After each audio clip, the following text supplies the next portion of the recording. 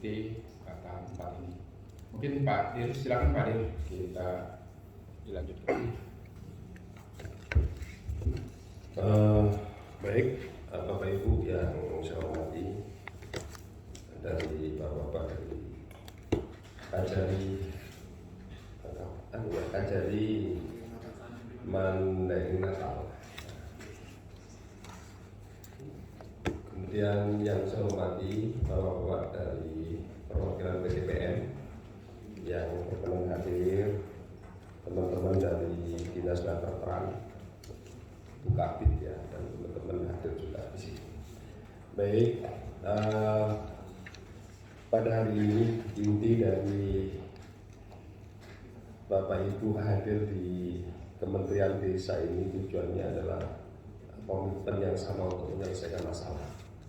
Tapi sebelum kita masuk apa yang menjadi poin dari surat yang diajukan ke Kementerian Desa, saya ingin menjelaskan dulu kondisi yang terjadi di Sumatera Utara, khususnya di Provinsi Sumatera Utara, dan nanti lebih spesifik di lokus Bapak Ibu, utamanya adalah di Mandailing Natal.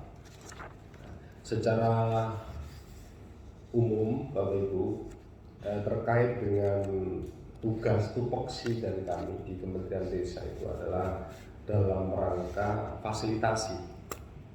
Dua hal, yang pertama adalah fasilitasi terkait dengan penyelesaian permasalahan, yang kedua adalah fasilitasi percepatan penerbitan SHM.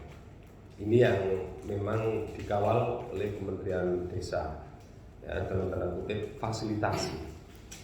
Terkait dengan itu, di Sumatera Utara, Bapak Ibu, beban SHM kita ada sekitar 16.257 bidang. Lalu sudah terbit sekitar 9.350 bidang, sehingga sisa beban SHM itu ada di angka 6.907 bidang.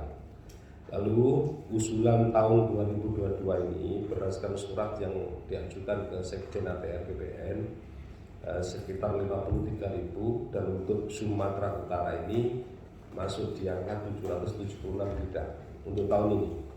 Dan mudah-mudahan usulan SHM 2023 bisa terrealisasi semua 260. Yang jelas Bapak Ibu, perlu saya sampaikan terkait dengan tadi yang disampaikan oleh Pak Dirjen tadi, fokus pemerintah untuk menyelesaikan percepatan SHM di tahun 2024 harus selesai semua itu untuk tanah-tanah yang memang sifatnya sudah clear dan clean. Ya, clear dan clean itu artinya tidak ada permasalahan-permasalahan lagi. Baik, lalu kemudian kaitan dengan masalah seperti yang disampaikan Pak Dirjen tadi, dan dengan tipologinya dan sebagainya itu, untuk di Sumatera Utara itu kaitan dengan beban SHM, beban tugas SHM ya, sebelum ini itu ada untuk Mandailing Natal itu ada di 8 lokus, beban tugas kita ada di angka 1927 ya, 1927. Ini yang ada di Mandailing Natal ya, karena Bapak Ibu dari Mandailing Natal. Lalu yang berikutnya perlu saya sampaikan terkait dengan permasalahan yang terjadi.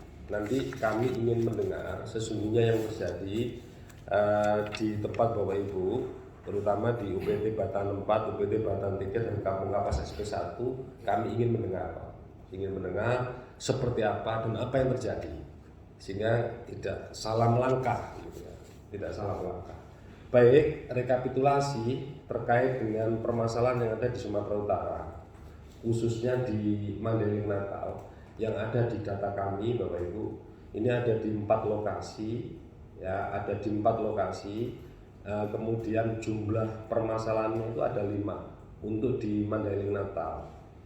5 itu terdiri atas 2 ini masuk tipologi evokasi oleh masyarakat atau sengketa dengan masyarakat setempat. Ini ada 2 persoalan. Lalu tumpang tindih dengan perusahaan itu ada 3. Jadi total di Mandailing Natal itu ada 5 yang masuk di beban permasalahan yang ada di kami. Jadi ini yang ada di kami.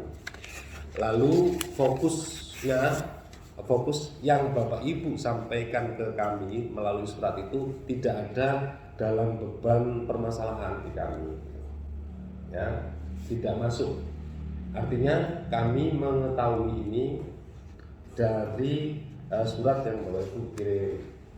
Mengapa demikian, Bapak Ibu? Mengapa demikian? Karena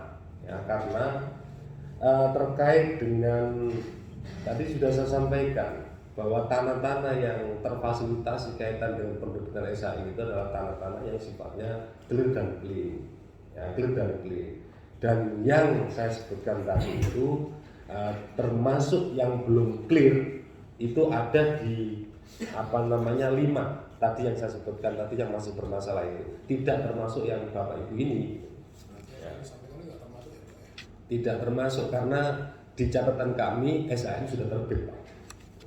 SHM sudah terbit. Nah, jadi ini, dan memang perlu saya sampaikan dulu Bapak Ibu, ini nanti mohon untuk disampaikan ke kami begitu supaya jelas gitu. Perlu saya sampaikan Pak, di dalam pola pembinaan transmigrasi ya, di Kementerian Desa itu kita melakukan pembinaan itu namanya Satuan Pemukiman Bina, namanya UPT Bina. Kita lakukan pembinaan selama 5 tahun. Ya, itu kewenangan dan sebagainya itu ada di Kementerian Desa. Begitu telah diserahkan ya ke pemerintah daerah namanya SP Serah atau UPT Serah. Artinya segala macamnya itu menjadi tanggung jawab pemerintah daerah. Ya, pemerintah daerah. Dan kalau kita lihat dari tahun penempatannya ini sudah merupakan UPT Serah atau SP Serah.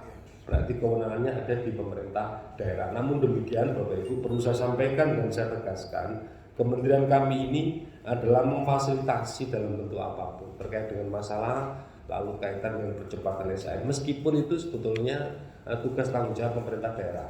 Nah, pertama di Mandailing Natal, coba di next saja, di Mandailing Natal yang masih ada permasalahan itu. Yang pertama adalah di ex-UPT Sikarakara, ya, Desa Tunas Karya, Kecamatan Natal. Ini penempatan tahun 93, 97, 750 KK. Ini TSM Bapak Ibu. Lalu yang kedua adalah di UPT Singkuang SP1. Ini Muara Bareng Ganis, tahun penempatan 2002, 4, 2006. Total 350 KK. Jadi ini termasuk yang tertag dan dilaporkan sudah masuk di KSP ini untuk yang UPT Singkuang SP1. Ya. Nah, ini tipologi permasalahannya adalah diokupasi masyarakat dan timbang tindih dengan perusahaan. Ya, ini ya. Jadi deskripsi permasalahan dan tindak lanjut nanti bisa dilihat. Lalu yang ketiga, next UPT Singkuang SP2. Ini di Desa Singkuang, Muara Batang Gadis, penempatan 2002, 2004, 2006, 325 KK. Jadi ini juga tumpang tindih dengan perusahaan. Nah, lalu yang berikutnya adalah ex-UPT Bataan 3, Desa tahun penempatan 98, 363 KK. Ini juga dalam selalu kita koordinasikan dengan SP juga. Jadi karena yang fokus konsen untuk menyelesaikan permasalahan tanah. Jadi di kesempatan ini saya sampaikan Bapak Ibu seluruh kementerian yang terlibat. Karena kalau kita bicara transmigrasi itu ya bicara tanah. Ya, kalau masalah transmigrasi ya pasti masalah tanah. Ya, itu pasti. Kalau yang lain-lain tidak ada persoalan. Ya.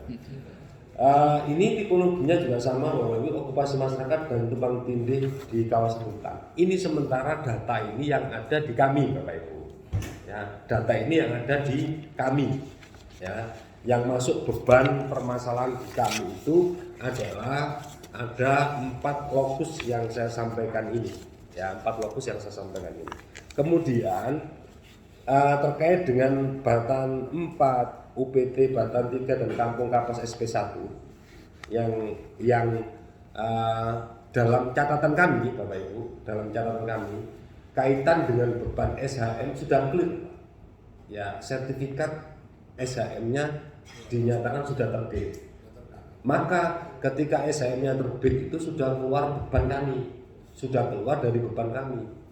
Nah, lalu kemudian terindikasi muncul permasalahan. Itulah yang nanti coba kami ingin mendengar, dan syukur alhamdulillah Bapak Ibu dari seluruh komponen yang hadir ini adalah komitmen bersama yang perlu diapresiasi. Kami mengapresiasi betul atas kehadiran Bapak dari Kajari, dari PTPN, lalu dari Nakertrans gitu, yang berkenan hadir supaya nanti ada titik temu sebetulnya seperti apa.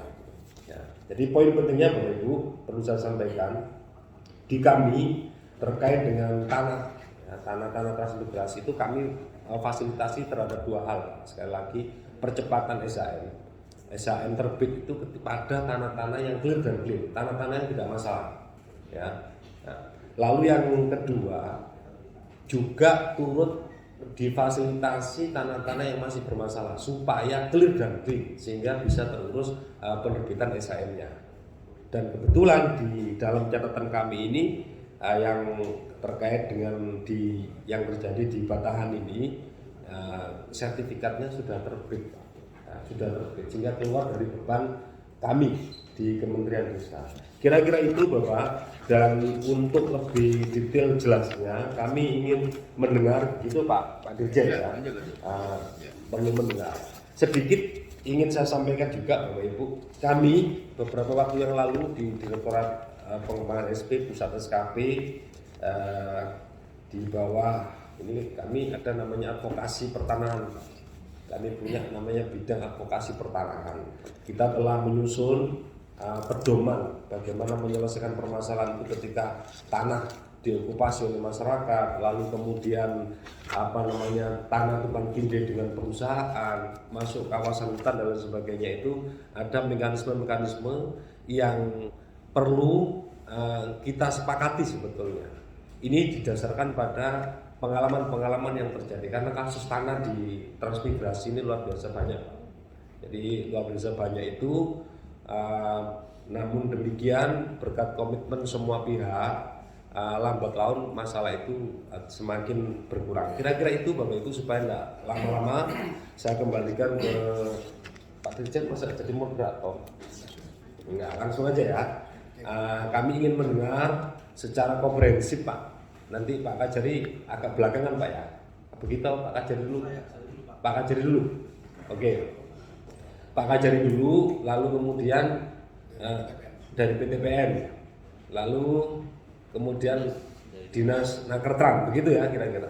Jadi kita tidak dalam rangka untuk gontok-gontokan Pak. Gontok-gontokan itu dalam bahasa Jawa itu apa ya? Berdebat. Tidak. Tapi kita basisnya adalah satu, kita semua harus sepakat bahwa hak warga masyarakat harus memang tersampaikan. Itu poin pentingnya. Yang kedua, kita hidup dalam tanah yang sama, besar juga di tempat yang sama, punya komitmen yang sama, bagaimana kita bisa meminimalkan masalah apapun dalam konteks kehidupan. Kira-kira begitu Pak, sepakat ya. Saya beri waktu pertama dulu Bapak dari Kajari, monggo, nanti biar kami dari teman-teman Kementerian Desa meresume, mencatat, termasuk kalau nanti ada file data atau dokumen yang bisa diserahkan ke kami dengan senang hati menerima Pak, supaya semua benar-benar terfasilitasi. Terakhir ingin saya sampaikan, sebetulnya Bapak Ibu, persoalan-persoalan tanah yang sifatnya dia sudah diserahkan, jadi UPT yang diserahkan ke pemerintah daerah menjadi kewenangan pemerintah daerah. Kami hanya tugasnya itu adalah fasilitasi saja Pak. Jadi fasilitasi, kami bukan dalam istilah decision maker, pengambil keputusan bahwa masalah ini selesai atau tidak dan sebagainya, tidak. Nah, terkait mekanisme penggantian tanah dan lain sebagainya itu ada di daerah. Monggo Bapak dari Kajari, kami persilakan. Ini mati. Sebentar, agak lama. Nah, sudah.